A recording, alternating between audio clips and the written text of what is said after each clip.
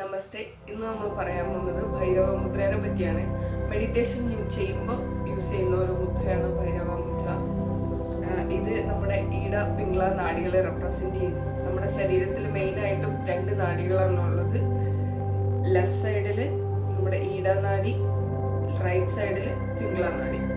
ഈട നാഡി റെപ്രസെന്റ് ചെയ്യുന്നത് മൂൺ എനർജിയാണ്. മൂൺ എനർജി എന്ന് പറയുന്നത് വുമൻസിനുള്ളതാണ്. ആൻഡ് പിംഗ്ള നാഡി റെപ്രസെന്റ് ചെയ്യുന്നത് സൺ എനർജിയാണ്. സൺ എനർജി എന്ന് പറയുന്നത് മെയിലിൽ ഉള്ളതാണ് സൺ എനർജി. അപ്പോൾ ഇതെങ്ങനെ ചെയ്യുന്നത് വെച്ചാൽ നമ്മുടെ ലെഫ്റ്റ് ഹാൻഡ് വെച്ച് അതിൻ്റെ മുകളിൽ റൈറ്റ് ഹാൻഡ് വെക്കുക. ഇത് നമ്മുടെ ലാപ്പിൽ അല്ലെ കയ്യിലിങ്ങനെ വെക്കുക.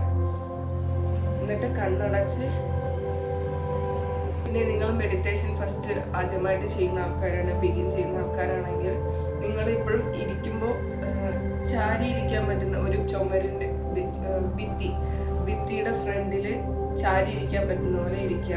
അപ്പോൾ കുറച്ചും കൂടി കംഫർട്ടബിൾ ആയിട്ട് നിങ്ങൾക്ക് കോൺസെൻട്രേഷൻ കൂട്ടി മെഡിറ്റേഷൻ